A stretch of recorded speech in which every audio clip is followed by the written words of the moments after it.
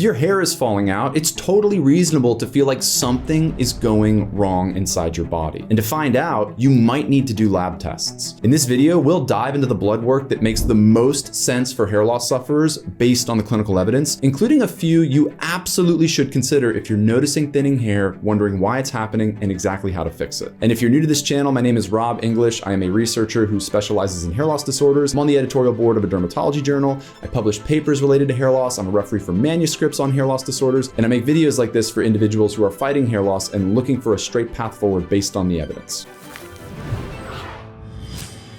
Almost every week, it feels like consumers are getting targeted to a new trend in hair loss research or treatments. Not long ago, it was all about genetic tests to determine the right hair loss treatments for you, whether you'd respond to finasteride or dutasteride, whether you should use minoxidil topically or orally. And lo and behold, the majority of the evidence supporting those tests was completely bunk. We made a video about it, and it turned out that what you were being pitched was less so supported by clinical literature and more so a marketing ploy. Thus, at this stage, making the utility of genetic tests for predicting your hair loss treatment outcomes kind of useless. If you want to dive deeper, we have 16 articles on our site about this. We have a video about it as well. I will link it below. But now the new trend is blood tests for hair loss. If you're losing hair, something must be going wrong inside of you, in your body. At least that's the premise that marketers are employing to get you to buy into blood panels that they say will help you identify the true causes of your hair loss and how to fix it. But is this premise correct? In some cases it is, and in many cases it's not. And to understand why, we first need to take you through the 4 steps of making a world-class hair loss diagnosis. So these are the 4 pillars that any top dermatologist should take you through when diagnosing your specific case of hair loss. And as we explore these pillars, I want you to think about where you see blood tests fitting into this equation. So I'll list the pillars, and then at the end, we'll recap and I'll show you where they fit. The first pillar is that a clinician has to understand your history. They have to know your family's history related to hair loss. They have to know about your health, whether you have any autoimmune ailments or chronic conditions or suspected micronutrient insufficiencies because of dietary changes you've made. They also need to know when you started losing hair and how fast that started and what associated with it. Perhaps maybe some scalp pain, perhaps maybe excessive scalp oiliness, and any other associated conditions that might have to do with your health, your scalp, and your hair. And after that intake is done, you need to move toward a visual inspection of somebody's hair loss. This is typically where a clinician will look for the presentations of somebody's hair loss, whether or not it fits on the Norwood-Hamilton scale or the Ludwig scale for women, or potentially nothing at all. Perhaps it's irregular or asymmetrical hair loss, or perhaps it's hair loss that's happening not just in the scalp, but also in other places of the face and body. Next, a clinician has to take a dermatoscope or a microzoom device and hold it to your scalp and examine the individual hair follicles at a microzoomed level. This is where a clinician will use that microzoom device to look for markers and symptoms associated with certain hair loss disorders, some of which might corroborate with your visual hair loss and your health and hair symptoms. This includes, but isn't limited to, the number of hairs per hair follicle cluster, the presence or absence of vellus hairs, the diameter diversity within and across hair follicle clusters, the presence or absence of keratotic plugging, parapilar casting, empty hair follicles, dystrophic hairs, tapered hairs. And then at the level of the skin itself, they might look for white scales associated with inflammation or yellow flakes linked to seborrheic dermatitis. They could look for arborizing blood vessels. They could look for the absence or presence of the skin ostia or opening of the hair shafts themselves. And then that clinician will take your constellation of scalp markers and symptoms, and they'll pair that with your visual assessment, and they'll also pair that with your health history, and they'll get a pretty good idea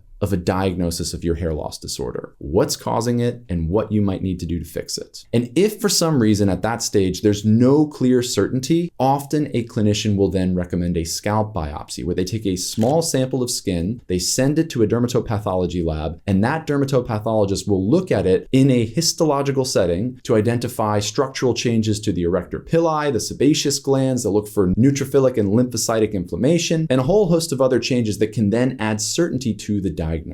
Now, we just went through these 4 pillars of a hair loss diagnosis, and as you move through each pillar and add to it, your confidence for a diagnosis goes up. So in this system, where do you see blood tests? Anywhere? You don't see blood tests anywhere in this pillared system. Now, why is that? It's because blood work is secondary to this four-pronged approach for hair loss diagnosis. But the reality is that depending on the combinations of somebody's symptoms within and across these pillars, you can make the case for very specific blood tests, but it's hyper-individualized, and there truly is no one blood panel that will fit all hair loss sufferers unless you're cost insensitive and you don't mind paying tens of thousands of dollars for every single blood test on the planet. So let's put this framework to use, and I'll give you 3 examples of archetypes of people who don't need blood work and then who do need blood work based on this framework. And I think you'll begin to understand how blood work is not a primary thing to test in hair loss, but it can be very helpful later on, pending what we see in these 4 pillars.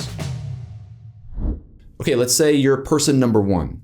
You have a strong family history of hair loss. You're otherwise healthy. You have no known health conditions, no autoimmunity, no chronic ailments. Your diet, lifestyle's good. You've been losing hair very slowly, and it's in a pattern consistent with androgenic alopecia. And you also don't have any associated scalp inflammation. And that's also corroborated visually and trichoscopically. In this case, all signs point toward an androgenic alopecia diagnosis, and this is a hair loss disorder that's incredibly common, it's progressive, it's perhaps the most common hair loss disorder for which adults seek treatment, and it's primarily driven by interactions between our scalp hormones and our genetics, not things that we detect in our blood. And in fact, blood tests for this condition in this type of scenario are not going to meaningfully change the treatment trajectories that you'd be offered by top doctors and dermatologists. And it's this archetype that we just described that happens to be the one type that I see most frequently who are fighting hair loss. They're looking for treatments, and they also happen to want to do blood tests. But really, the evidence doesn't strongly support the need for them to do blood tests at all. Now let's say you're person B. You're losing your hair rapidly. It's in a diffuse presentation. Your trichoscopic images show no hair follicle miniaturization. That's the defining characteristic of androgenic alopecia. But they do show a lot of upright regrowing hairs, and perhaps they also show evidence of a lot of single and double hairs per hair follicle cluster. And let's also say that 6 months ago, you wanted to get healthy, so you changed your diet to a vegan diet. But rather than cook from home, you did some sort of hybrid, ultra-processed, purchased version of a vegan diet, and you were under eating, and now your hands are always cold, your skin is healing slowly, you're feeling tired all the time. This situation is a completely different situation than the one that I just described in person A.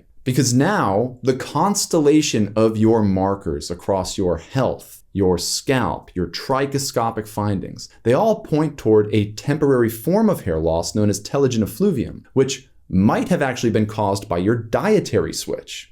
And given this context, now blood work makes a ton of sense. You want to explore common dietary-driven causes of telogen effluvium. So if you wanted to do a nutrient panel and you wanted to check for iron, vitamin D, zinc, biotin, and even a thyroid panel to rule out secondary hyperthyroidism, this is a great approach. So in this case, your blood work makes absolute sense, and I think it should be done. And if you want to learn more about this, watch our video on telogen effluvium, because we go through the exact steps to identify its root causes and its fixes. But I want to belabor this point just a little longer. It was those 4 pillars and the markers and symptoms found inside of them that prompted the need for a blood test. It wasn't the other way around. And that's the difference that I want to emphasize in this video. Okay, now say you're person C. You have slow onset hair loss and a diffuse presentation. Kind of sounds like female pattern hair loss. But now let's say you also have a history of peculiar health symptoms like persistent mouth ulcers and maybe facial rashes. You've got a sensitivity to sunlight, and maybe your trichoscopy findings show bluish gray dots around some of the hair follicles. Now in the aggregate, these symptoms, they don't just sound like female pattern hair loss. Actually, they kind of sound like an autoimmune condition called lupus.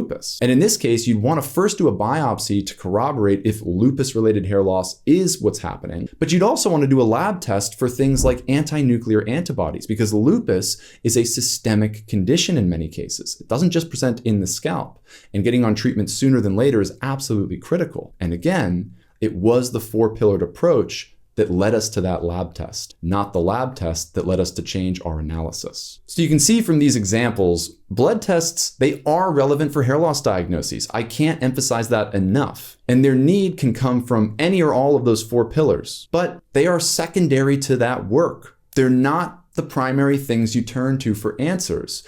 They're the thing that you use to further explore the data you collected from that first analysis. And the honest truth is that if you're otherwise healthy and you're an adult with hair loss, most of the time these blood tests are just not needed despite marketers claiming otherwise. If you want to dive further into this, watch our videos on hair loss misdiagnoses. We go through real life examples of people that I've worked with just in the last couple months in many cases who thought they had androgenic alopecia and it turned out they were completely misdiagnosed. And guess what? Not a single one of them uncovered that misdiagnosis through a blood panel. It was all done through those 4 pillars. In fact, I'd go so far as to say in the last 10 years, I've had well over 2,500 video calls with people about their hair. In less than 100 of them, I would estimate, it turned out the primary culprit of somebody's hair loss was determined by a blood test. At least in my experience, that's how rare it is to get information about your hair loss's root causes from blood work. Blood work is absolutely important. It's the thing that you do after that framework assessment. It's not the thing that you jump to first.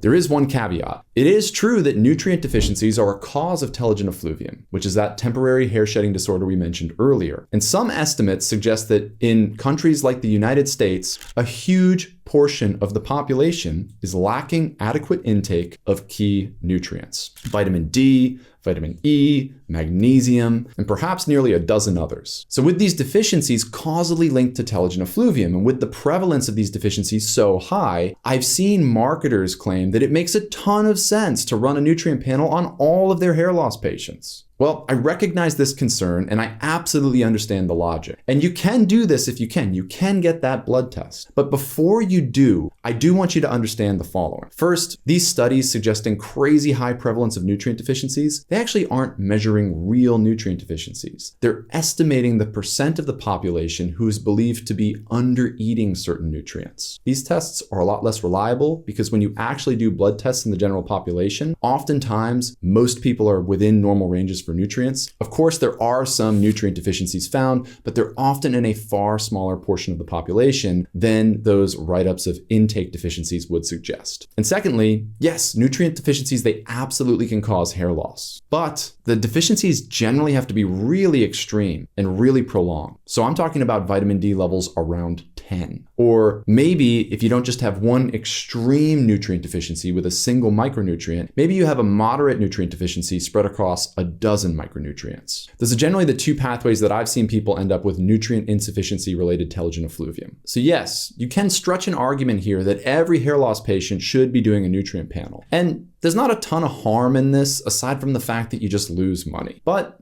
I do want you to have that context before you make that decision. And if even after all this information, you say, Rob, you are an evidence quality snob, I want to do lab tests, not just for my hair, but also my health. Tell me which ones to get, which ones are the most relevant. I understand where you're coming from. I don't think they're necessary unless you're symptomatic of the deficiencies causally linked to telogen effluvium. But again, I've made that point. Here are the ones that I think are most relevant for most people dealing with hair loss who can afford nutrient panels. For women, especially of childbearing age, iron panels are at the top of that list. And then for women and men of all ages, I'd expand that to include a thyroid panel and a vitamin D test. And if you're doing a diet that might put you at the risk of other nutrient deficiencies, say you're on a vegan diet, you're worried about biotin, or say that you are doing some sort of paleo-based diet and you're worried about other nutrients that are often underconsumed on that kind of diet, you can throw in all your daily food choices into some sort of food tracker, which would estimate your micro and macronutrients, and the ones that you appear to be under eating, you might also want to test those as well, just as a precaution. So that's everything. Again, the issue with blood tests for hair loss. Most people don't need it first because it puts the cart before the horse. You don't need to do a blood test because you're losing hair and the blood test will magically tell you why. You need to do a blood test because the aggregate markers from your health history, your visual assessment of your hair, your trichoscopic findings, and sometimes even your scalp biopsy commands it. Those all converge on a specific blood test fitting your specific hair loss causes, potentially, and most people will not need to do those blood tests at all. And of the ones who do, there's so much variance that all the blood test listicles you see online for hair loss, they're just simply lying to you. You really don't need to focus on those, at least in my opinion. So start where it counts with your health, your hair, and your trichoscopic assessments. And I think the really cool thing about this is that you can do most of those from the comfort of your home and at nearly no cost. In fact, we made a video on exactly how to do this to help you get more accurate hair assessments to help prepare you for dermatology appointments for a true diagnosis. So check that video out. I'll link that below. And if you are in the US and you are fighting hair loss and looking for evidence-based treatment plans, we created the telehealth brand Ulo to help facilitate your access to the most evidence-based, hyper-personalized hair loss treatment plans that we could possibly put together. There is an incredible array of customization pending your degree of scalp inflammation, your preferences for localizations of treatments, how well you can tolerate certain topicals at low doses and full strengths, the degree to which you want to amplify the effects of minoxidil with retinoic acid, and it's all hyper-personalized and tailored to you through an intake survey, which I will link below. You can take that and get started today. Above all else, thank you so much for watching. I really appreciate you taking the time to check out these videos. I hope they're helpful to you. We have a ton of content that we've been releasing lately and more coming up. Check out some older videos. I'll link a few that I think are totally relevant to this topic. And in the meantime, thanks for everything, and I'll see you next time.